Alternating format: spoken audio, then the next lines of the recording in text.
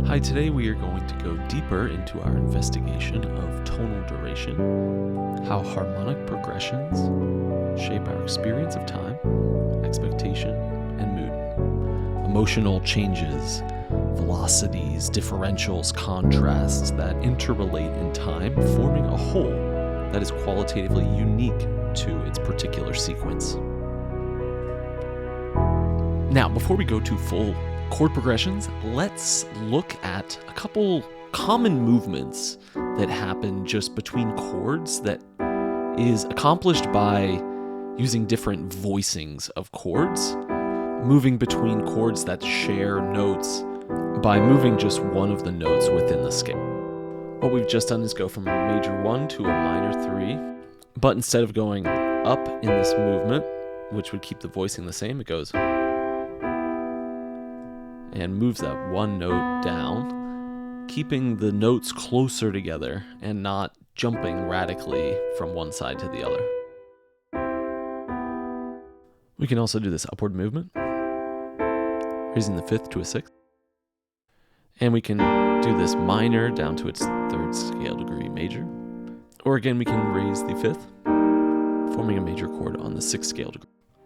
The cool thing here is that you can use this to modulate two different keys by just continuing every time, forming a new chord, moving up whatever note follows this pattern. And we can do this descending as we heard at the beginning.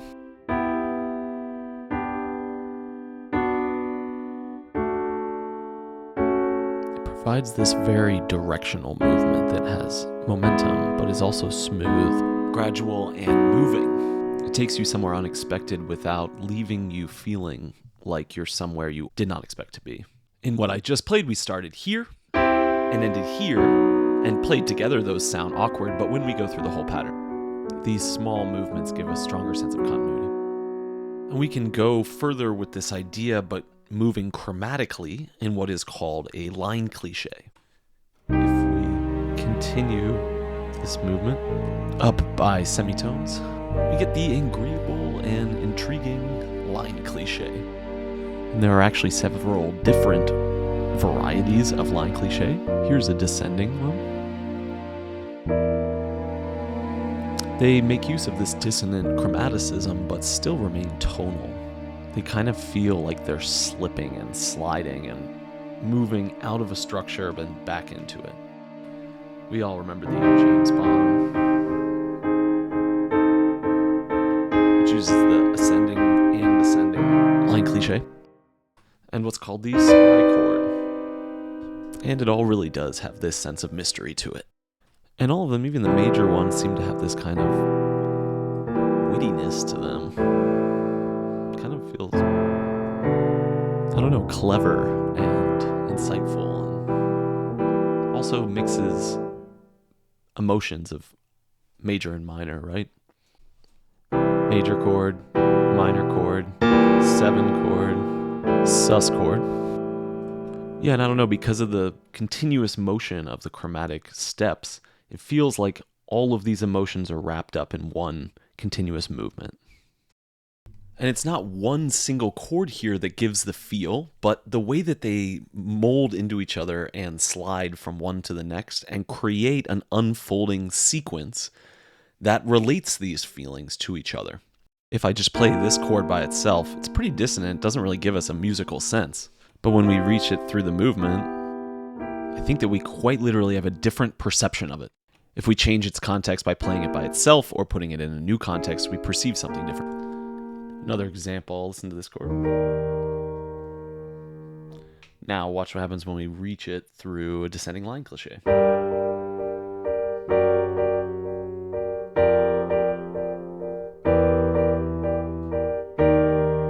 Now it feels like it's standing up and saying, I got you.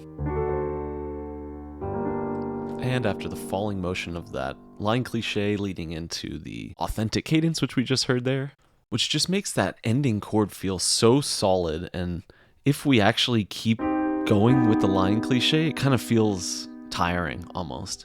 Like it would almost be better to go into a bridge or something there, a chorus. And one thing you can do is from that chord go ascending line cliche. Here's a really great example of that. Pink Floyd's song What's the Deal from the album Obscured by Clouds, which has two line cliches put together. Heaven sent the promised land, looks alright from where I stand, 'cause I'm the man on the outside looking in. So we have the two line cliches put together in one phrase, the descending and then the ascending, with the return and the authentic cadence. Something that I think that the line cliches have that all good, engaging chord progressions have is this sense of change and quality moving from chord to chord so that there's a coherence and a continuity. And in this case, this is the obvious movement of the note. And in other cases of tonal progression, it's not always this very visible movement like in the line cliche. So let's go on now to look at some common and intriguing chord progressions. And boy, do I have a smorgasbord of chords for us to look at and listen to. And to attempt to render what we can about the temporal significance of these sequences and why what follows what in the way that it does. Why do musicians put things in the order that they do? And we'll start with the more simple and obvious and move to the more complex and subtle. Of course, the most common, simple, and easy to follow chord progression in Western music is the 1, 4, 5, 3 major chords. And on guitar, of course, we would play with our cowboy chords. And it prominently displays that authentic cadence there. Now, there are a bunch of ways to subtly spice up this chord progression. So we can add a chord after the first one, the 6th chord.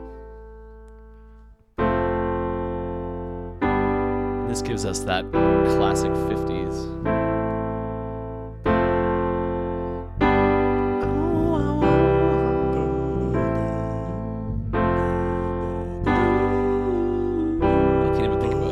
Example of it right now, but there's a billion.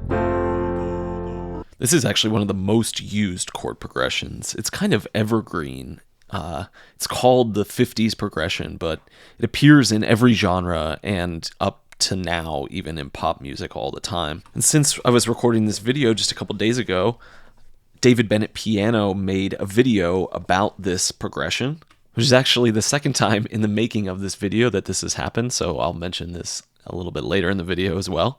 But yeah, this progression is seriously everywhere. And I can almost guarantee that you've listened to one rendition of this chord progression and enjoyed it, and it been a song that you liked in the past. The title of 50s progression is not very fitting for this reason, but it's also being challenged now by Taylor Swift, who has apparently written 21 songs using this chord progression.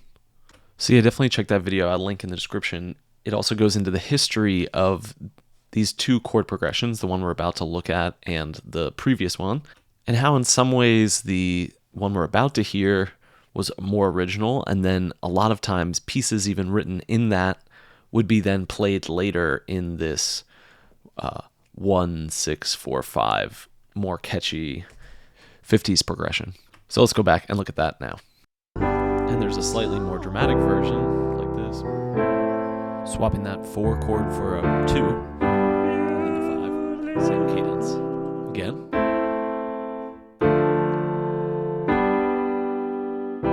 And then back to the first version.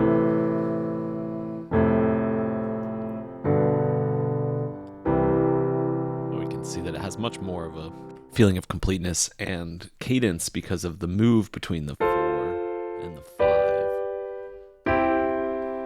The 2, 5, 1, often called the jazz turnaround, has a lot more of like a sway to it than the more linear movement of 4, 5, 1 versus the 2, 5, 1, which has this over here, over there, now, home. And another slight variation will give us the 1, 4, 2, 5. And this has, again, this kind of like 60s swing feel to it.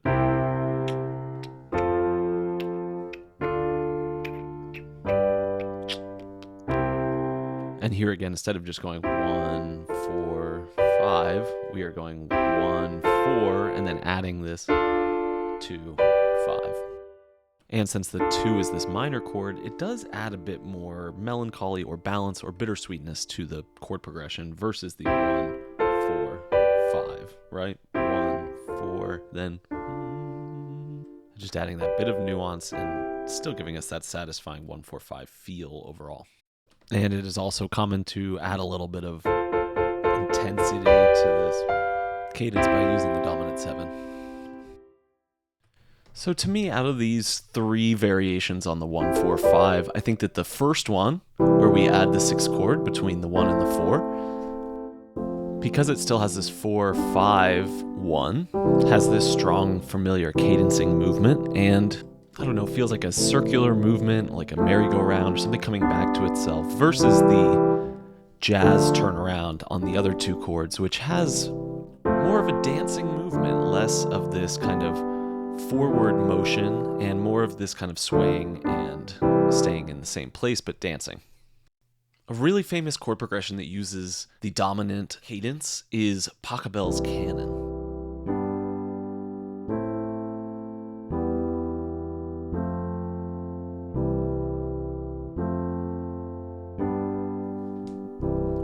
The thing I love about this chord progression is it feels like you're going on an entire journey. There's like a whole story contained just in the chords. You know, there's no melody or anything, and we already feel so much. And if I stop there on that chord, you really feel how powerful that pull is back to the tonic and for the resolution. It calls for that resolution. And because we go through all these chords, the call for that resolution is so much stronger, especially after the plagal cadence at the end there that then walks into a 1, 4, 5. It's just so well established where our key center is, and we can delay this chord, but if we don't play it, it's going to sound incomplete. And maybe in a movie or in a musical, this could be effective, but in the majority of folk and pop music, you don't find this. You find that the cadence is given to you. I don't know, it's kind of like a TV show that ends up killing off your favorite characters. You need to give some resolution, unless it's experimental music. Like there's plenty of music that doesn't use resolutions, but it calls for it so much. There's got to be a reason for you to deprive it of that. It's going to have that feeling. It's going to have the deprived feeling. So if you want that, make use of it. And just to really draw out how the pattern is particular to the notes in the order that they are, I asked ChatGPT to randomize these chords, and this is what it gave me. I asked it to keep the 1 chord the same, but if we keep the 1 chord the same and then randomize the rest of the chords, and I also asked it to keep the number of times each chord was used in Pachelbel's canon.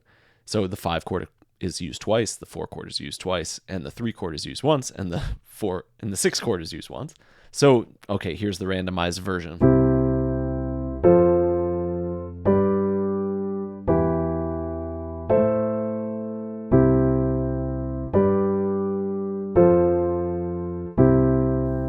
God, yeah, it's so bland. Amazing, right? The same chords, not even that randomized. We still have a 1, 4, 5 at the beginning, and then it moves through the chords and comes back with a 5, 4, 1, which is really not very good of a cadence. It doesn't have a lot of finality or completeness. And now watch what happens when we put Pachelbel's canon into minor.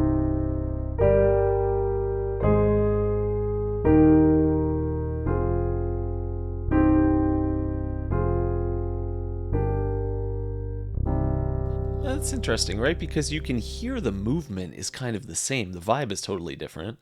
And where the chords before went from major to minor, now they're going from minor to major. So those parts feel kind of like the light and joy and the happiness, when in the other way, they were the moments of sadness and darkness. Now we could also put Pachelbel's canon into different modes. So let's try, for example, Lydian. These 2 chords are exactly the same, and so are the 3 and the 6.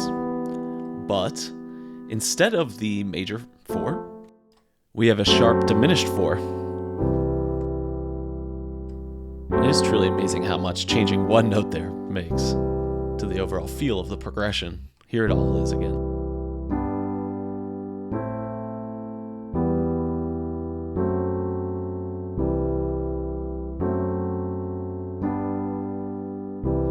almost feels like the authentic cadence at the end there didn't even work. It kind of made it obsolete. It's so strange how just this small change can completely alter the feel. Let's try the Mixolydian.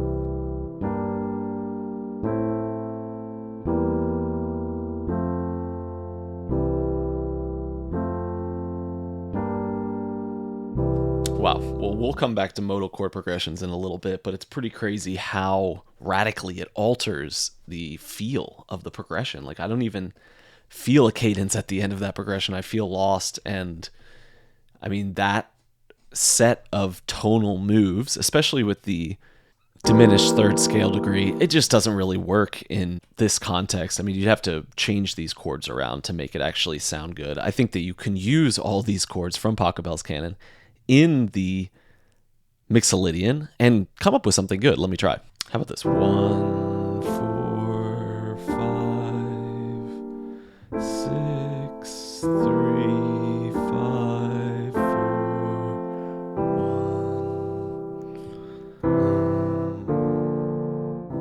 1. You know, it's got that Mixolydian feel, and of course it doesn't have that much cadence because it's Mixolydian. But you can use these chords in a good sounding way. It's just if we use them from Pachelbel's series, the sequence of chords that is Pachelbel's canon, if we put that into Mixolydian, it doesn't really sound that good. Each mode has progressions that are uniquely interesting in it, and they don't really translate one to another. All right, well, we'll come back to thinking about modal chord progressions in a little bit. Let's look at just a few more common major chord progressions before also we'll go on to look at minor, because that's sort of part of what modal is. But what I want to look at is not just a variety of other chord progressions, but ones that do not put the tonic at the beginning, so the one chord at the beginning. So we can put the one chord at the end of a progression, like the pop progression 6, 2, 5, 1, and boom. That's the tonic chord there at the end of the phrase. And we can even put the tonic in the middle of the phrase if we go from 6 to 4 to 1 to 5 to 6. It uses this deceptive cadence here to make it sound like the first chord is really resolving off of the last chord, but it's actually a deceptive cadence, and the tonic is in the center and does not cadence from that, but cadences from a plagal cadence. And here's another one for you. 4, 1, 5, 6. And obviously this is the same 4 chords in the same order, but it would start in a different spot and use the rhythm in order to emphasize this, and when it goes from one section to the next. So it's not actually the same 4 chords in the same order. It's the same order looked at from a different perspective. And therefore it forms a unique series. So generally I feel like putting the cadence in the middle is making it more restless, because the rhythmic cadence is offset from the harmonic cadence, right? The rhythmic cadence is coming at the end of the phrase, and the harmonic cadence is coming in the middle. I mean, technically you could take Pachelbel's canon and just start on that minor 3 chord.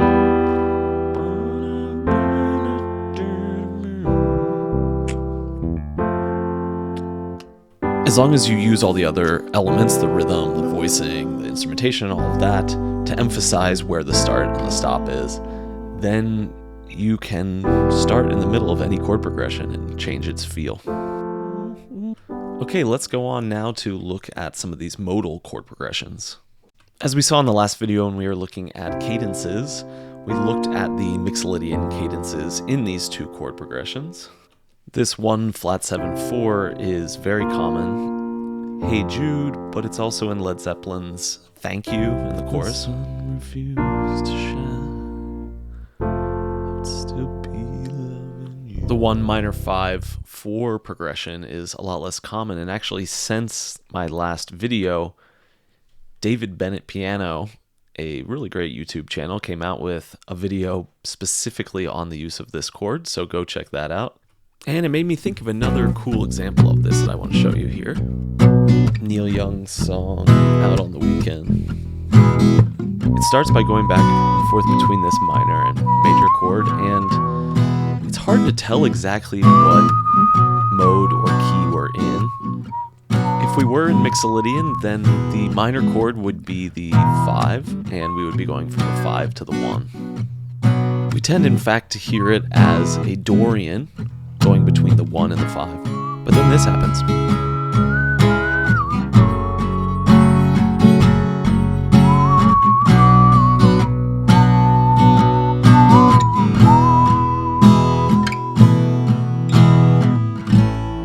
We go through the journey of those chords, and finally we arrive at what is the tonic chord. And it's so clear when we come to it that it's it. I mean, this is partially because Neil Young is using a authentic cadence there, going from the 5 to the 1. But we can look at how this same chord progression could be conveyed as either Mixolydian or Dorian.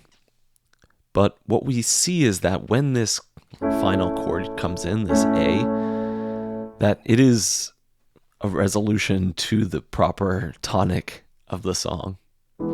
Basically, we find out that what we were doing in the beginning, going between those two chords, was going between the minor 2 and the major 5 chord.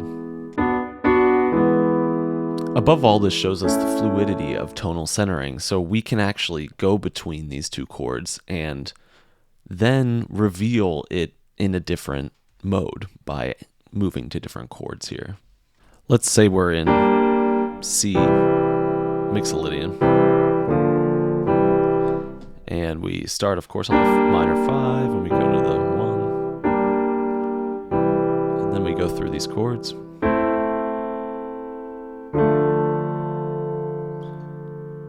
Instead of going here, we could go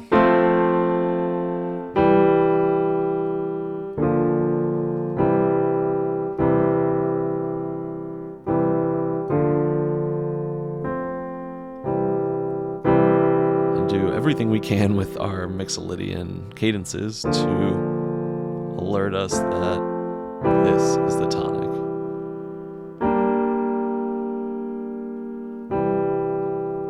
Now, if we try to make it Dorian, this happens with much more ease. So let's put it in C again. And then we would have the 4, this classic Dorian interchange from Pink Floyd and others. And then we have that minor 5. And here, when we're looking for that cadence, we need to just go back to the Dorian minor. So yeah, to sum that up, this tonal ambiguity can be gradually contextualized and given a different sense by changing which series of chords we use and where we end up. Let's think more about these chords that are crossed out. Why is it that they are crossed out? What is it that makes them not really sound like the chord that we arrive at there? Why is it that it doesn't function as a 4 or a 7? They call this a supertonic. In a way, this chord betrays our attempt to stay in the mode. It pulls us to this other point that now appears as the tonic, and this is really us being more convinced by the harmonic structures of the major and minor scales and their resolutions. And so when we hear those resolutions happening within another mode, we fall from one mode back into those modes. Actually, I have a funny anecdote that kind of gets at this. Last year, I was playing some music with some friends, and we decided to work on some, just improvised jams in different modes. And we did, Phrygian and harmonic minor and some things. And we played Lydian, and my friend at the end finished by ending on the supertonic, and he was playing guitar, so it kind of was leading the group. I was playing bass, and I noticed he was doing this, and we had made jokes about not modulating to another key and really trying to stay within the modes versus having a freer sense of improvisation.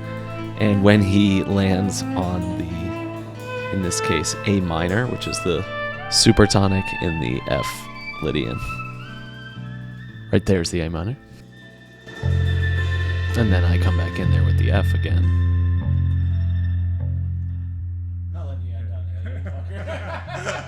In a way, my friend was doing what was to him, the most musically suited to the situation. And the lack of resolution that is inherent to the Lydian oftentimes lends itself to something like a fade out, right? You gradually fade out. You never have to worry about what the tonic chord is. By using the supertonic here, we regain that sense of completeness, but we do so by modulating to a new key and betraying the mode. So the sense of the tonic is not something that the musician really has complete control over. No doubt there are culturation and habituation that play a massive role. And this really goes into the aspect of contextualizing. So it has this durational effect, right? Before we're listening, we bring with us a certain cultural expectation, an expectation developed from our sense of the world and upbringing. Even our embodied motor sense of how we occupy space and get around in the world is influencing our experience of the music and our imagination, our motor habits, our myths, and our metaphors. Everything we've learned is part of our interpretive process of feeling the music. While that is all the case, it's also true that musical experience is at once born of the cultural, while at the same time it transcends, transgresses, and can be distracted from the social cultural view, this kind of anonymity of our social exterior cultural identity and history, something that is exterior because none of us determined it. We were born into it. The cultural spans from the superficialities of our social self to the concrete situated embeddedness of our place within our history and our culture. So while culture plays a major influence, and everything that I've described here is influenced by my listening to a lot of Western music, and the way I'm describing these things is the way that they're talked about by musicians today out of that tradition. So the phenomenology of tonal duration is not simply a cultural contextual entity, but is also related to the sounds themselves. And that musicians, it isn't a purely cultural determined affect that makes certain chords related to each other. There's something about the tones themselves and the way that they appear to us that is playing a role. And we can listen to a variety of ways in which the same sort of musical content is portrayed in very different ways. But I don't think every sound can be made to do every possible musical effect. There's something in the sounds themselves. We almost give ourselves too much credit. It's an anthropomorphism when we think that all of musical content is contained in our consciousness or in our interpretation. We are actually in touch with the sounds themselves, and when they form as patterns in time, they have content and meaning that is added to the musical experience that isn't of our own mind, isn't of the origin of our own feelings, but is our coinciding with these patterns of sound. The sounds themselves create a effective priming. So, if we play in Mixolydian and then we end on this chord, this context makes it appear in a certain way, and it gives it a unique priming. Indeed, as a musician, what you find is that there's some things in the sounds that are hard to overcome. They cannot be pushed to your will, whatever you want them to sound like. As musicians trying to communicate with each other about what we're playing, it wouldn't make any sense to describe this chord progression by Neil Young as either the Dorian or the Mixolydian. It would make sense to say it starts out with this Dorian feel of a 1 and a 4, and then after we go through these chords, we find out that it's actually in this one chord, the A. Actually, in the 1971 concert shown here, he starts by playing an A chord lightly on the guitar and then goes to the B minor, the interchange that we've been talking about with the minor 2 and 5. This was before he recorded the album or anything, and you can see that the song is still work in progress. The structure is very different, but he gives away at the beginning that it's in A by playing this A chord before he goes on to do the part. But in the studio version, he decided it was maybe more interesting to start it with the minor and give you this feeling that it's this Dorian minor thing that then eventually evolves into the main part that's in A major. And one other example like this that I wanted to look at is the difference between the order of these two major chords set next to each other. If we start with the higher one and go to the lower one, we will have a sort of Mixolydian chord progression. Fire, fire on the mountain top.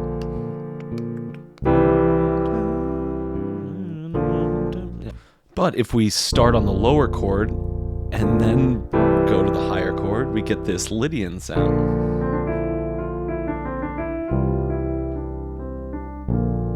By simply reversing the order of these two chords, which one appears first and second, we get two different tonalities and two very different feelings. And we can see again here how the temporal aspect directly influences the meaning-making aspect, right? The gestalt that these have together is the succession that they have. And if you alter the order of that succession, you alter the quality overall. And they're not random, but they follow certain patterns, and these patterns can be woven together to create new patterns that are more than the sum of the parts, that is more than just another assemblage of things. All right, let's wrap this video up by looking at the minor chord progressions, common minor chord progressions. Now, the authentic and the plagal cadences in the minor sound different than they do in the major, and I actually think that the plagal, more appropriate to the minor mode as a cadence, the 1, 5, 4 to me sounds better than the 1, 4, 5. What do I mean sounds better? I just mean that it feels more appropriate to the minor to use a plagal cadence. Here's another minor chord progression using a plagal cadence. You go 1 and it moves down through the 7 and the 6 and then the 4. Plagal cadence. And we can do a borrow chord version of this where instead of the minor 4 plagal cadence, we substitute it with the dominant 7. And that gives us that authentic cadence, that strong authentic cadence.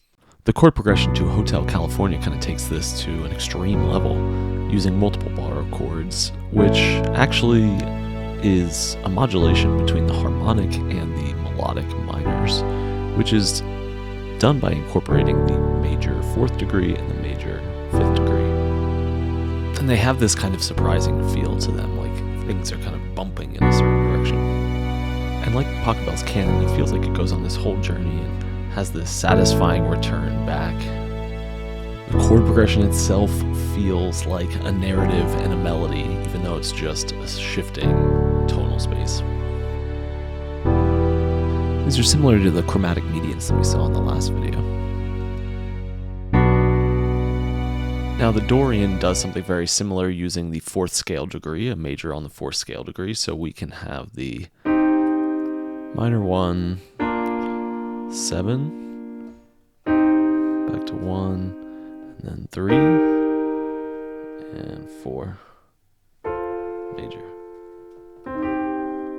Dorian, plagal cadence. Oh, and I almost forgot one more great example of borrow chords. House of the Rising Sun, another great chord progression like Pachelbel's canon.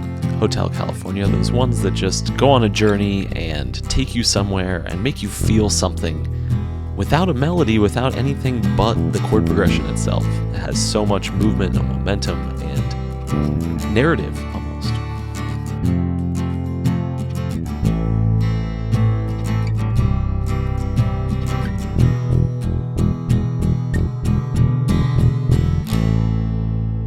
Now, there are so many more minor progressions. I'm just going to go through 4 really quickly, but there are endless, and here are just a few. A really simple, great one is the 1, 7, 6. That's it.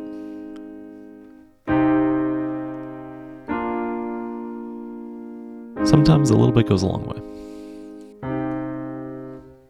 Another that goes from the 6 to the 1 is the 1, 4, 5, 6, 1. Or we can go 1, 3, 7, 6, back to 1.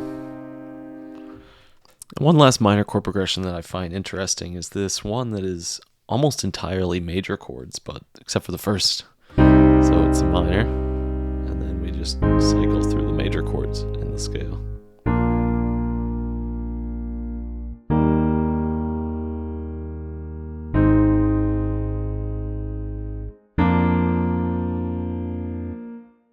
Somehow this one chord just adds this atmosphere of bittersweet sadness within what is otherwise a major chord progression, and it also doesn't really feel super satisfying coming back to this chord. It doesn't make a real strong return, but it does have that return, and it does have that sense that this is the tonality that we're in, but in a way that just adds this little bit of sadness within. Well, that's all for now. Let me know if you liked this format and if you want me to make more videos like this in the future. Bye-bye.